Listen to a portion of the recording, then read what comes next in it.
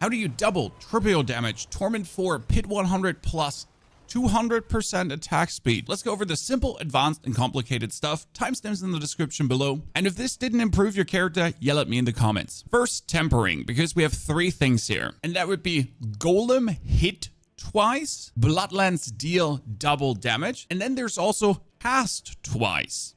And each one of them has a reason why it's amazing. Double damage is really simple. It's just that, double damage. You temper this on your weapon, it hits double the amount of crit, double the amount of overpower, just literally double damage. Always fantastic if you choose a skill that can do this. Now, hit twice is different because that is your golem hitting, and instead of just one damage instance, there will be 2 damage instances. The problem with this is the second hit is not the same damage. It might simply not be a crit or not be an overpower. Where with the double damage, you'll 100% deal double damage. Like your actual crit is just double the damage. Your extra overpower is double the damage. The hit twice could be anything but, and it also doesn't actually count as an additional hit. Why would this matter? For example, the Ring of Mendeln reads every 6th attack, there's a explosion coming from your minion. Well, the hit twice is not a bonus attack. It's just a bonus hit on the actual hit. But what about cast twice now? Because it's similar to hit twice. You're getting another cast. In this case, it's a bit different though and gets interesting. This is my druid, for example, and he casts boulders around him, and I want these boulders to overpower. Now, if I have the temper chance for boulder projectiles to cast twice on my weapon, and I would cast a boulder that is overpowered, he would cast another overpowered boulder because it's copying the instance of what you just cast, which makes me have 2 overpowered boulders, which can make cast twice infinitely better than a simple hit twice. Now that out of the way, what's better if I just increase my critical strike damage, or if I'm playing a blood build, should I temper blood damage maybe? And that depends on the rest of your build. For example, in my case, critical strike damage on the Necromancer will get multiplied up by my Book of the Dead with a Golem with 35% increased critical strike damage. Or if I was playing Overpower, my Overpower damage would get multiplied up by 30%, which means tempering 85% is not 85%. It is 85% times another 30% more critical strike damage. Different on my Rogue, for example, who has a lot of vulnerable damage and vulnerable damage tempers. Technically, getting more crit would be a better multiplier. But in this case, I'm playing the Victimized Key passive, and it says, Victimized damage is increased by 120x of your vulnerable damage bonus. Every vulnerable damage bonus I have anywhere leads to me having more damage. Just need to have enough lucky hit to make this work. Now, everything we just set in an example. I have Bloodlands. Bloodlands is a skill that overpowers and critical strikes for maximum damage. If I would like to increase my Bloodlands build, I would go under weapons and Bloodlands double damage temper on a one-handed weapon and offhand, bringing that up to 40%, and then try to masterwork it further up. And for the offensive tempers, I could choose anything from critical strike and overpower damage base, as that gets multiplied up. An alternative to that would be blood attack speed in our second topic, and that would be 200% attack speed. There's 2 attack speed caps. One is the one you see here, 93.1%. That is with my gloves having attack speed, with my rings having attack speed, everything kind of pushing this further up. And if this is 100%, great, your equipment did what it should. But you can get another 100% attack speed. Yes, and that is either over aspects like the accelerating aspect, which gives you another 25 to 30% bonus attack speed after hitting a crit, and that would be going into attack speed cap 2. Fixed 25% on top of the 93.1. Or in case of the Necromancer, Wrathmas Chosen, which could be another 50% on top. And as we mentioned at the start, the blood attack speed is exactly what goes into this attack speed cap 2 too, which means on my gloves, 16% bonus, offhand, 15% bonus, 17% bonus here, another 13% bonus there. There's a great article made by Aver, which shows for every class what goes into attack speed cap 1 and what goes into attack speed cap 2. Even for Spiritborn already updated, Ava's doing amazing work here. Use this to essentially max out on attack speed if attack speed is what your build needs to do more damage. Because the Boulder Druid, as an example, does not need attack speed in the slightest. He does have some bonus with a Ring of Starless Skies that currently is on the other character, and that's about it. I'm rather scaling with more life, more overpower, and more critical strike damage. Now coming back to the Bone Spirit and the 30 ranks, talking about skill ranks into your skill and how important they are. In my case, I have 30 in, and every single skill rank more is an 8% different. 304, 296, 288. It's a simple measure of more ranks, more damage. And for your core skills, you can have ranks on your gloves. You can have ranks on your Ring of Starless Skies. There is the Air of Perdition, which also adds more core skill ranks. And then don't forget the uniques for your build that can add even more ranks on top.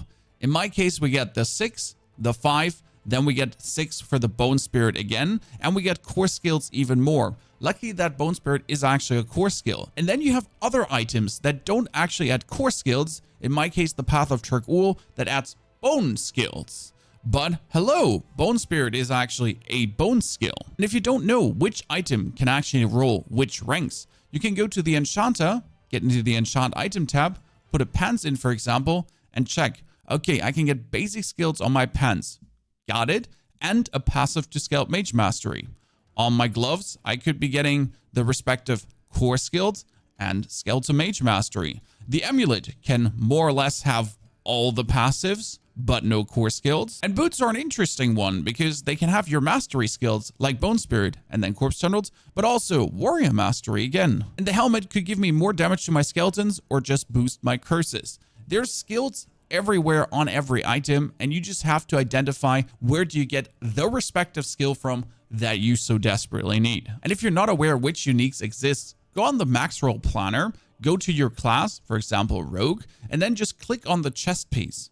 And they will show you the mythics, but also all the uniques that essentially are available for the Rogue really easy. That you have the Scoundrel's Leather, which gives you max life, inner sight gauge. Then you get the Shroud of Canderous, that would already be Dark Shroud. You can find really simply out what does actually exist to boost your char. This brings us back to the Druid, which looks amazing by the way. And we're going to be talking about your main stat. In my case, willpower increases skill damage by 400%. Yes, I have 3,000 willpower. It also does increase my overpower because that's what willpower does. As dexterity, for example, boosts up critical strike chance.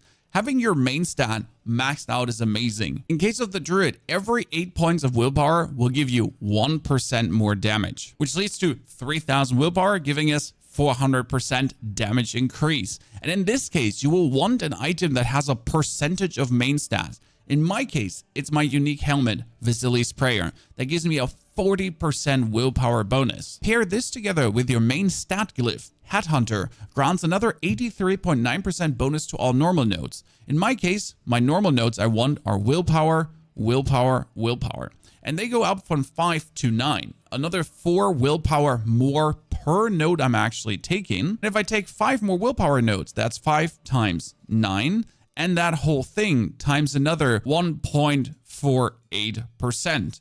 So another 66.8 divided by 8, because every 8 points is a percentage of willpower. We get another 8% damage, all damage boost. Just do everything we're dealing, just like that. I just picked up 5 more willpower nodes and my damage just increased drastically. And you can do this for every class via your amulet. My Necromancer has a greater affix on intelligence, which gives me 34.6%. If I double masterwork this, I'd be sitting at the same as you'd seen there with Vasili's Prayer. Now you could think, what's more important, the 5 ranks or Invulsion or another masterwork on the intelligence? And every rank in Invulsion gives me 5% more damage. 5 more ranks in Invulsion, 25% more damage. Now if I hit the masterwork in intelligence, it would go up by another 1.25%, which is good, but not at the level at what Invulsion actually does for us. And that brings us to how goddamn important it is to have a stat necklace. Necklace can have almost every single passive your character needs. And the crazy part is they can not only have 1, they can have 2, some even have 3 different skills on it. Yes, I know, not possible on your gauntlets, not possible on your boots, nowhere else, but the amulet can have all those different kind of skill ranks. And they will drastically boost your damage. Playing an overpower build, I'm trying to get Tides of Blood because every point in Tides of Blood is a 10% damage increase. And if I can then get 6 points on, well, that would be 60% more damage. That's a whole aspect. That's better than most aspects, to be honest. Now, do keep one thing in mind, that re-rolling an amulet into a respective skill rank is highly unlikely. You're going to see int, critical strike chance, you're going to be seeing amplified damage, maybe +1, lucky me. But actually getting that one you're looking for, you're probably going to be throwing away so much money. Unless you're incredibly lucky and find exactly the amulet already you want. Like I did with Hellbang Commander here.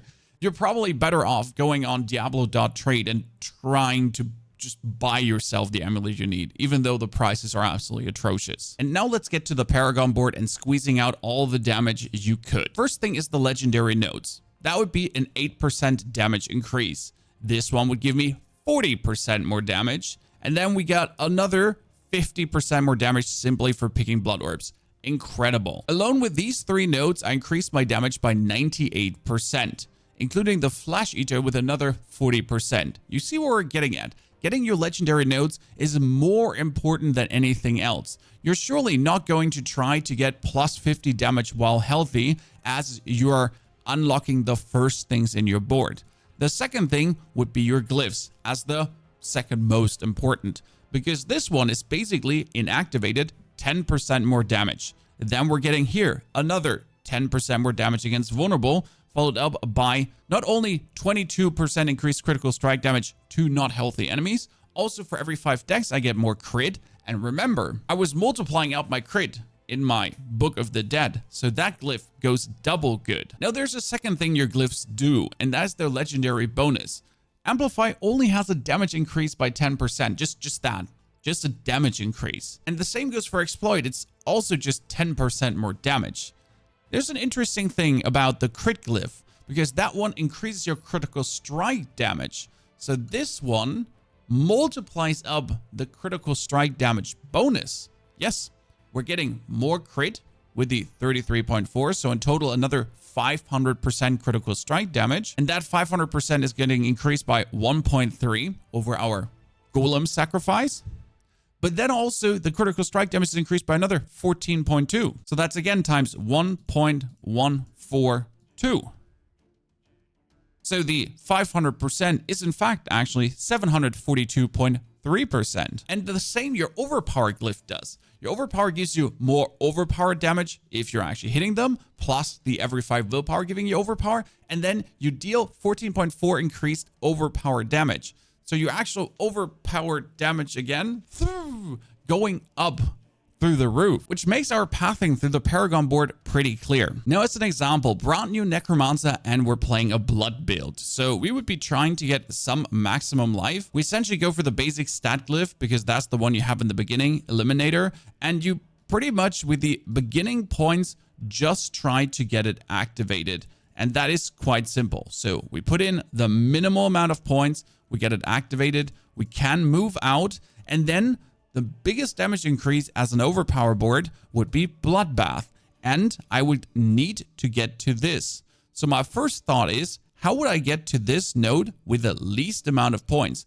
Because right now I have 24 invested. I could go over some damage reduction or some maximum life, as both actually boost me. So right now we're just walking in, resistance to all elements, damage reduction, and with I think around 50 points, 41 points invested, we have already a 70% damage increase. Now we could weasel out more maximum life with the next points, move ourselves out of the board without even thinking about activating our glyph, because most likely you don't have the glyph level 15 yet, you wouldn't have the radius, you don't have the points, nothing. You're going to move out to your next big damage multiplier. And in my case, that's Blood Begets for another 50%, or it would just simply be the frailty board where I curse an enemy and I get a huge damage bonus. And in this case, it has 2 uses, because with the next points, I could be getting resistance to all elements and Wobbity Wobbity. We are 68 Paragon points in, and my character is getting a whopping 40% and 70% damage increase just like that. 110% bonus damage out of the blue. Done. If you then picked up the critical strike damage glyph, for example, or you dominate, just put it in the first slot available. Later, you can optimize which board has the most dexterity in and on which board makes it the most sense to put it in. but this one can now be activated with the simple amount of a few dexterity glyphs that you just get it running. Probably would have to take that one too to actually get it running, as this one is not in the 15 radius, it's in the legendary radius. But glyph activated, bonus damage there, donezo. And probably from this point, you could also move into the next board to activate your next glyph until you have enough points to activate 5 boards, get all your legendary nodes, and then you can actually reset back to stage 1 and try to go for a bit smarter pathing that also includes the glyphs everywhere. But Paragon nodes over everything. A final mention to Mythics and why they're so horrendously OP. The Ring of Starless Skies gives me 34% attack speed, crit, lucky hit, and then 5 to core skills. 5 to core skills, we talked about it. Every core skill rank is 8% more damage, and then it gives me another 50% more damage. Alone, this ring gives me 90% more damage on my Bone Spirit, which gets followed up by the Ear of Perdition with 6 core skill ranks, so 6 times 8, with another 60% multiplier on those as well. These 2 items alone just catapult my damage into mental values. How do you get them? Very easy. Well, easy is not really the word. You have to kill bosses like crazy. My recommendation is go Torment 4, meet up with 1, 2, 3, 4 people. You all pull your materials together and then you just nuke them each in 1 second. Preferable, take your friend who's a Spiritborn, who just literally uses his 1 skill and then just one-shots the boss. Now, it might take 100 tries to get one. It might take 200 tries. It might take 300. But it could also just take 10.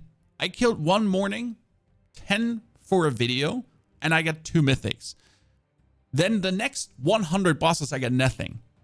But I guess I can't complain, right? Ladies and gentlemen, did this help with your damage? Is this going to improve your character now? Tell me in the comments below if it was enough, what you're lacking, what you still need. And if you're now looking for more tips for Season 6, material grind, secrets, other stuff, enjoy and have a fantastic good day.